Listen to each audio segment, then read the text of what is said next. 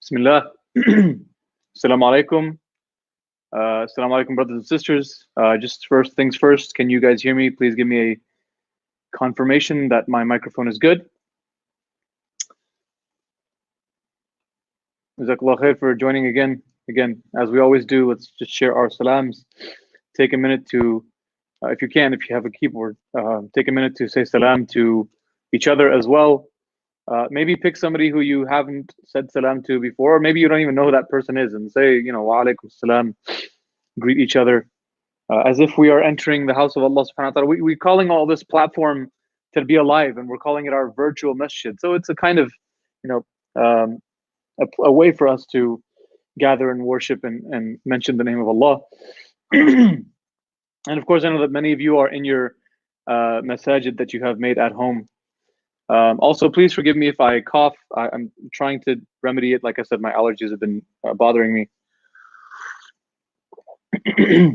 So I apologize if I suddenly cough and explode your speakers. Once again, just give everyone a minute to settle down. Also, while you're settling down and you're sharing your greetings, I wanted to also ask you in the kind of in the spirit of what we're going to be discussing today, to share with each other something that you use to motivate yourself to do good. It has to be specific.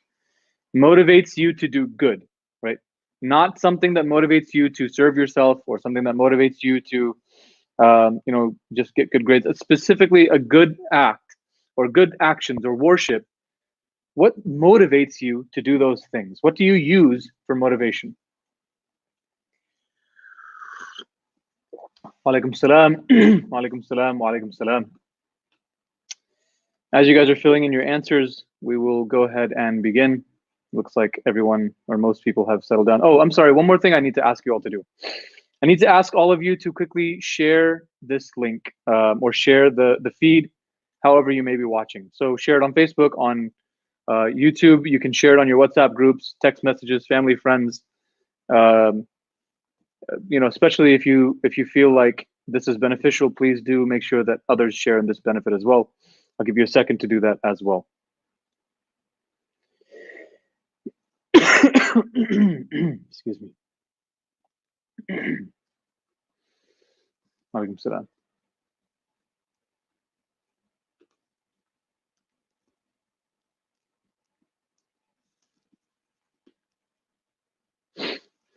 Okay, let's begin. MashaAllah.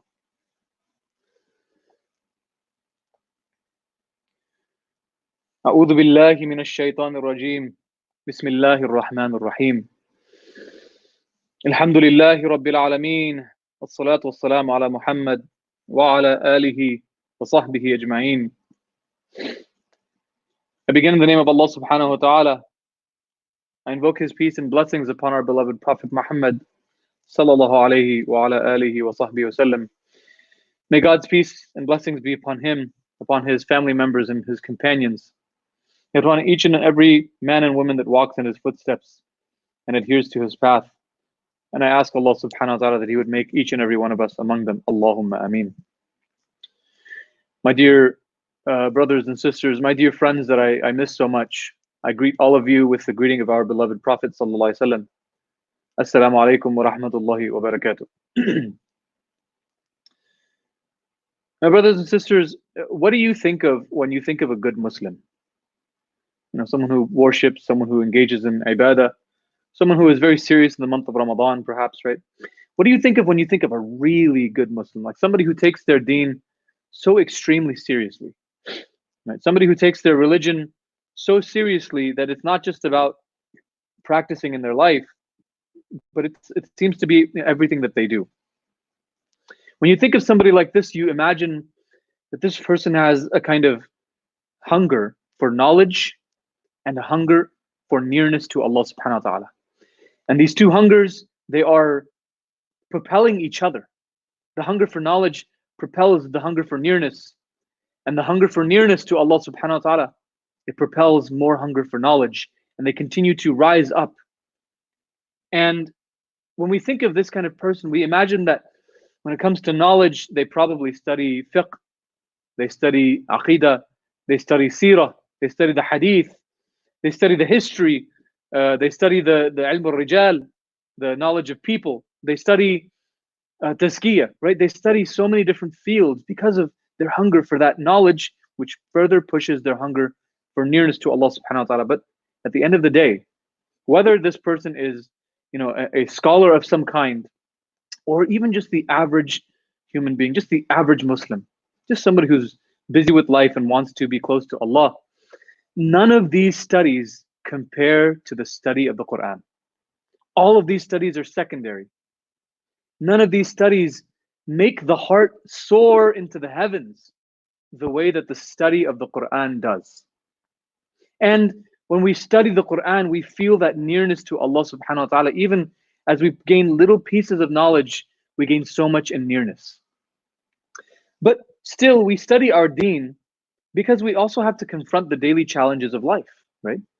We study our deen because we have to make choices. We're confronted with choices. We're afforded choices in life every day, so many choices before us.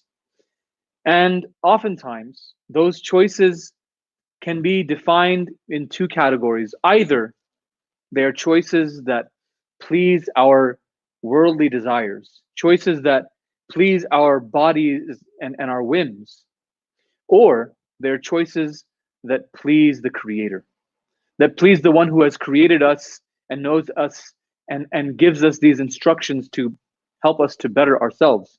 Either they pursue our own whims, or those choices, they pursue our Lord. Now, for those of us who choose to follow the Creator, we would be categorized, may Allah subhanahu wa ta'ala make it so, we would be categorized as atba'ul haqq, those who pursue or those who follow the truth, atba'ul haqq. And those who would make the opposite kinds of choices, the choices that fulfill their own desires and whims above everything else, those would be atba'ul hawa. Two very important terms again. Atba'ul haqq, may Allah make us from them, and atba'ul hawa, those who follow and pursue their whims. Now, in order to truly understand these two terms and the dynamics between these two categories, I need to share with you a story that is alluded to in the ayat of the Quran in Surah Al-A'raf. This story actually takes place during the time of Musa alayhi salam, but it's not taking place in that scene that we're so used to. Musa and Bani Israel and Fir'aun and the sea being split and all of these incredible events of the Exodus that is referred to often in the English language, the migration of Musa alayhi salam and his people. This story is taking place at the same time, with the same details actually, but in a slightly different place with slightly different characters actually. You see, when Musa alayhi salam and Bani Israel had crossed into the Levant, when they had crossed into the other side of the Red Sea, they were now, going to find their home.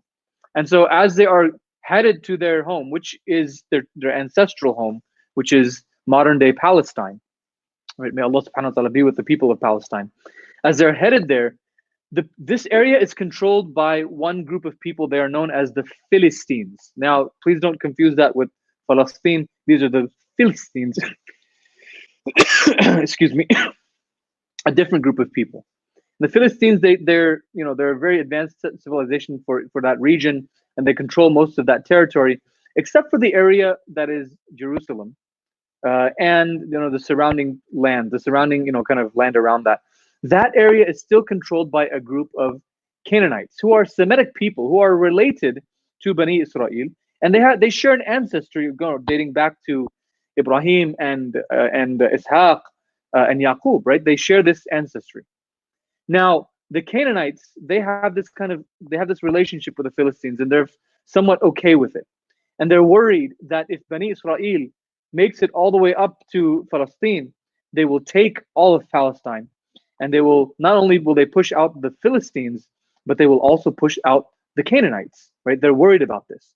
And so what do?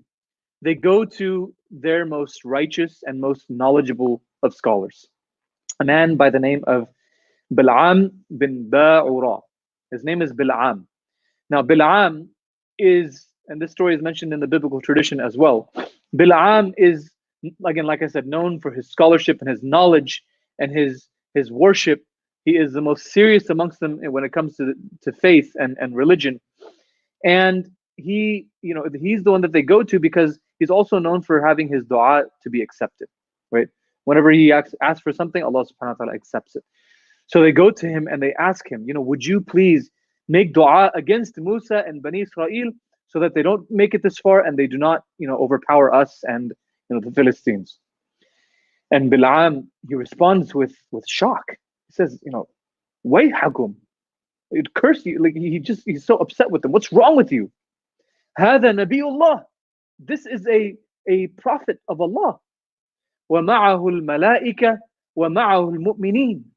And with him are the angels, and with him are the believers. You want me to make dua against them? Never. Now his people at first, they say, all right, he's not going to help us. But they don't give up. They don't quit. They keep bugging him. They keep trying new tactics with him. They're on his case every single day because they're so desperate. They have no idea what else to do. And they start making him all kinds of offers.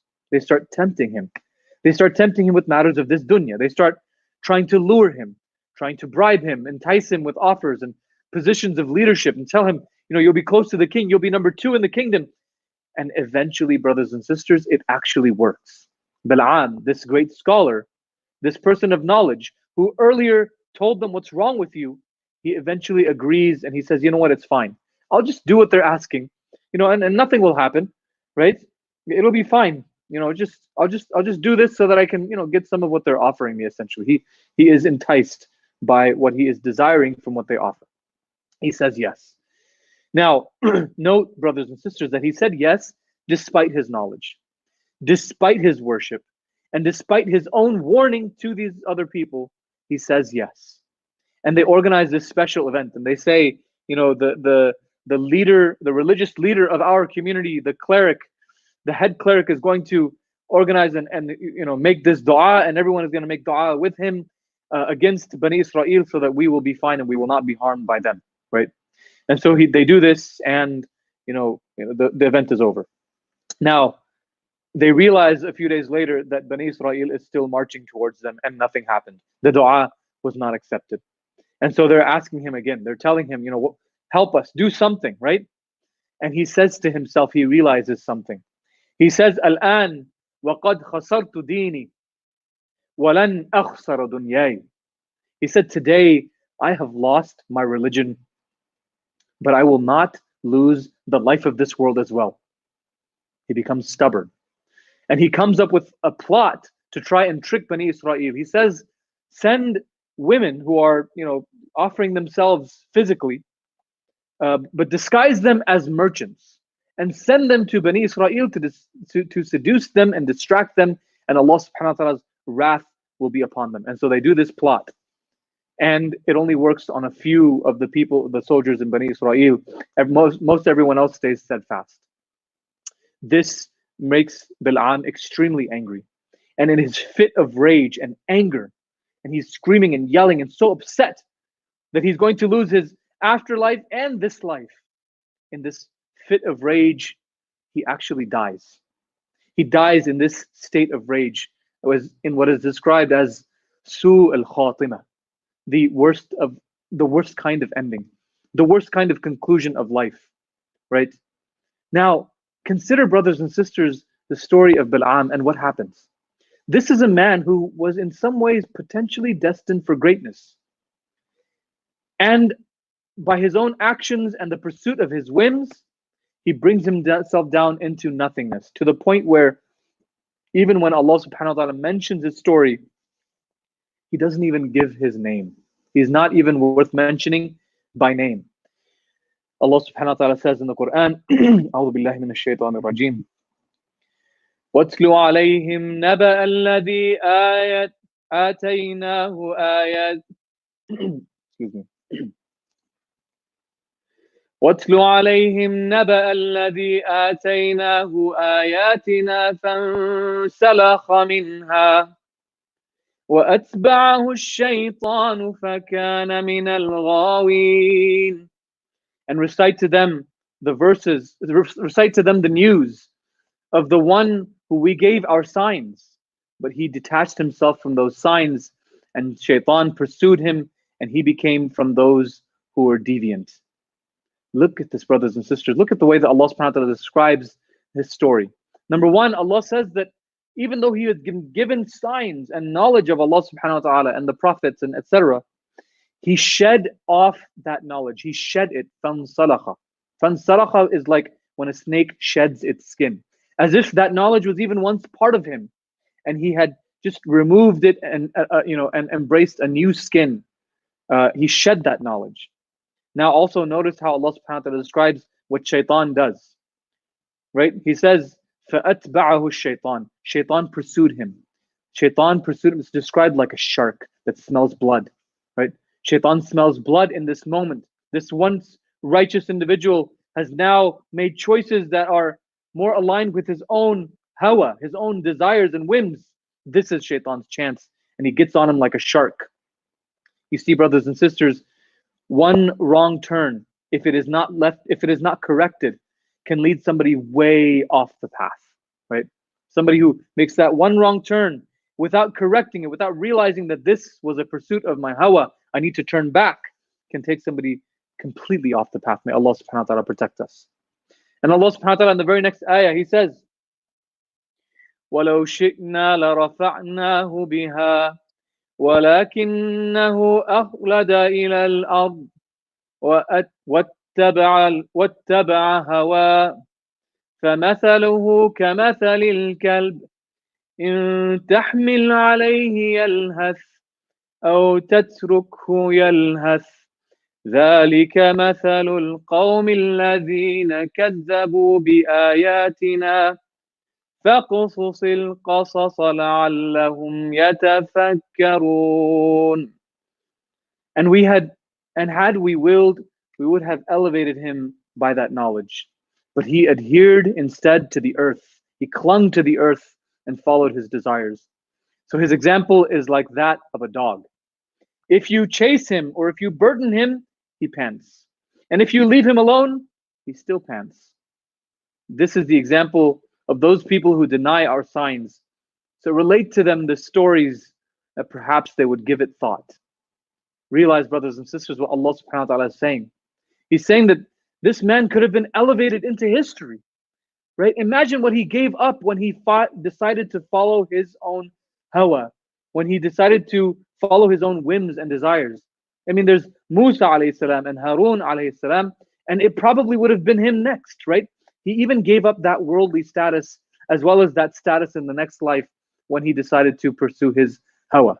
And he clings to the earth. That's how hawa is described, as clinging to the earth. Because brothers and sisters, we're not meant to cling to the earth, right? We stand on 2 feet. Most of our body is upright, proud, and dignified in the way Allah created us, right? And when we cling to the earth to pursue our desires, we make ourselves more animal-like, right? We make ourselves lesser than what we truly are and what we are capable of being. And that's why Allah subhanahu wa ta'ala provides this example of the dog that is lolling and panting, yalhath, right? It's just lolling its tongue and panting. Allah says that if you burden it or if you pursue it, it's panting, and if you don't, it's panting. It's just constantly panting, as if this thirst, right? Because that's when a dog would pant, right? Out of exhaustion or thirst, as if this thirst of hawa will never go away. It will never, ever be quenched. And that is devastation, brothers and sisters. As if this burden, this information is a bother and it exhausts this person. But even when you take that information and knowledge away, they're still exhausted. They're exhausted no matter what. May Allah subhanahu wa ta'ala forgive us and give us energy and strength. My brothers and sisters, tonight's message is to those of us who have allowed the lesser selves get the better of us. Tonight's message is to those who have allowed themselves to live according to their whims, either all the time or even sometimes. Eventually, they feel oppressed by their desires. and they don't know where to go or where to turn. Tonight's message, my brothers and sisters, is to those of us who may have put our whims even before the truth. We have prioritized hawa over haqq. My brothers and sisters, tonight's message is this: following your whim will lead to certain destruction. Following those desires will lead us to devastation. We become insatiable and we are panting forever when we follow our whims. We eventually shed the beautiful skin of truth and goodness that we are born with, that we are taught, that we gain from this religion. We shed that skin.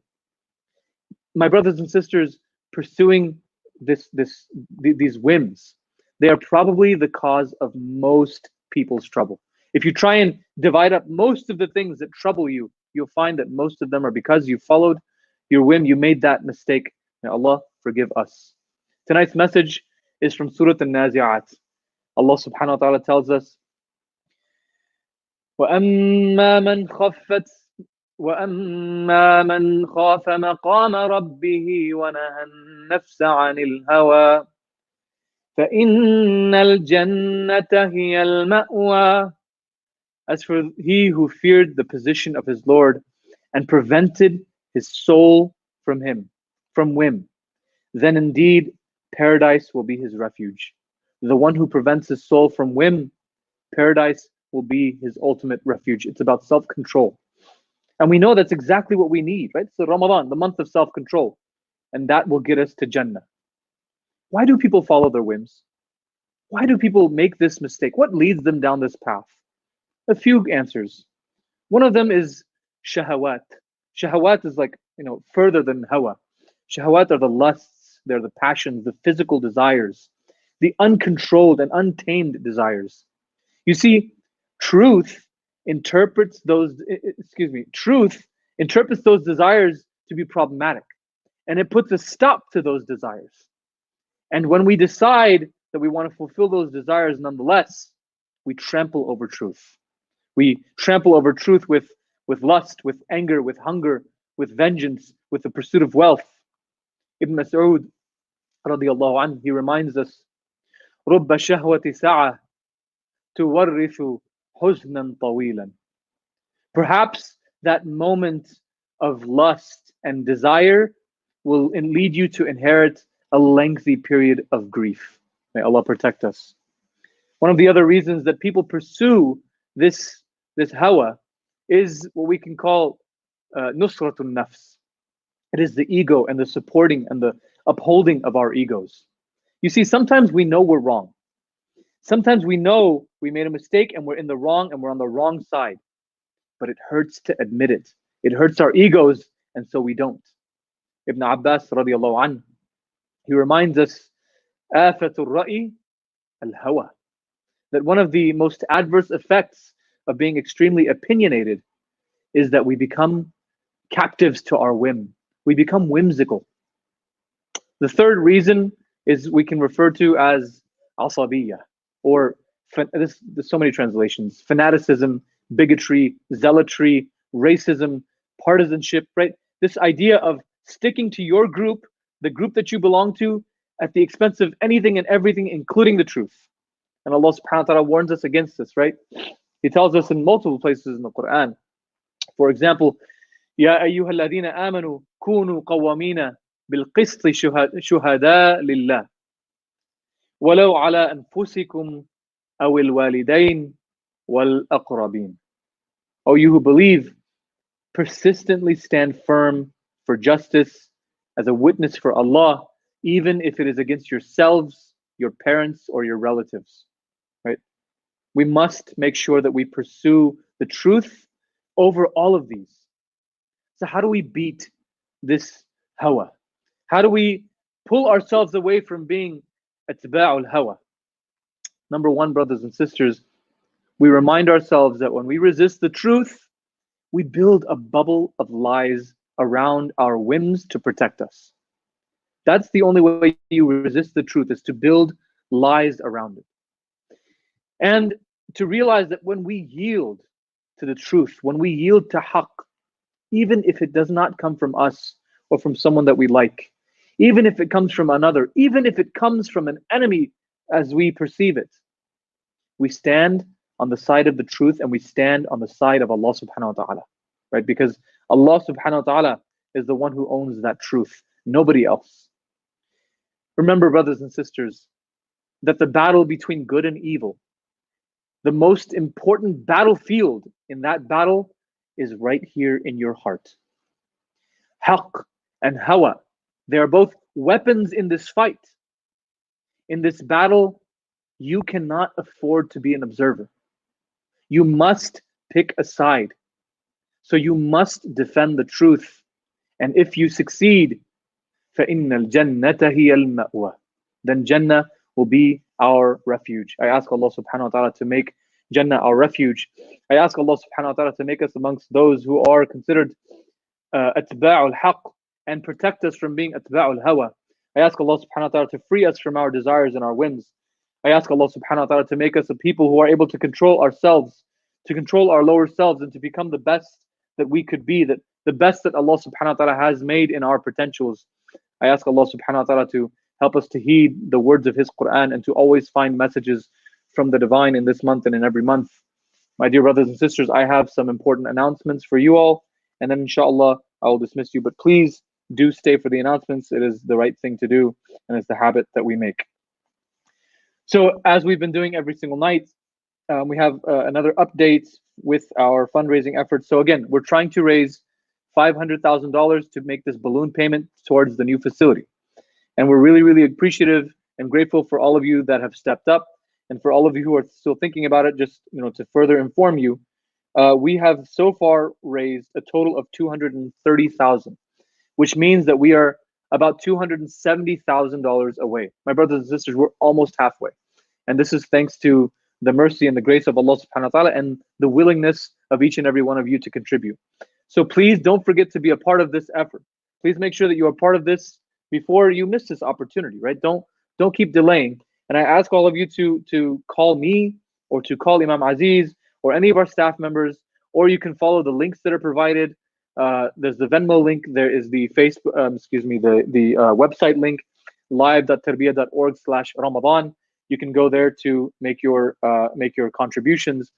And I want to remind you to please push yourself a little bit, right? This is the month of Ramadan. This is the month in which we really try and go the extra mile. And we know that Allah subhanahu wa ta'ala would reward us in this month and in all of our lives and in the next life as well. Also, brothers and sisters, reminder that tomorrow is the big day of giving. So we have some videos about that on our Facebook page and our website. So please share those as well. Tomorrow would be a good day to give. It's interesting. It's the big day of giving, but really the month of Ramadan is the big month of giving, right? So we want to make sure that we, we fulfill this character of our community to give in this month of Ramadan. And then I have some important dua requests. First is a request for Sister Nusrat Bath, who is the mother-in-law of our brother Aqil Mustafa. She's very ill. She's got this a strong dry cough, breathing issues. It's been going on for some time. The family is asking you to please make dua for her. We ask Allah subhanahu wa ta'ala to give her healing, to give her comfort, to ease her pain, and to keep her safe and sound with her loved ones and family members. Allahumma ameen. Also, a dua request for Brother Muhammad Nadir Rahim, who just earlier today, I believe, or was it maybe late yesterday, suffered multiple heart attacks, actually, and will have to have heart surgery. I think he had heart surgery today. The family is asking all of you to make dua for him, that the surgeries go well, and that we ask Allah subhanahu wa ta'ala that his surgery goes well. We ask Allah subhanahu wa ta'ala that his healing process goes well and is complete and is fast. We ask Allah subhanahu wa ta'ala to protect him and to keep him with his loved ones and to share with him and his family the blessings of this month. Allahumma ameen. Also, dua requests for Brother Hamayu Azizi, his aunt, who is also very ill. She is in Afghanistan, limited healthcare available in that part of the world, especially where they are. And so please make dua for her as well. We ask Allah subhanahu wa ta'ala to be the healer, to heal her ailments, to give her a full recovery, and to allow her to enjoy the blessings of this month. Allahumma ameen. Jazakallah khair once again, brothers and sisters. Thank you for tuning in tonight. And please remember to continue to support our efforts and give to our $500,000 campaign this month. Jazakallah khair. Assalamu alaikum wa rahmatullahi wa barakatuh.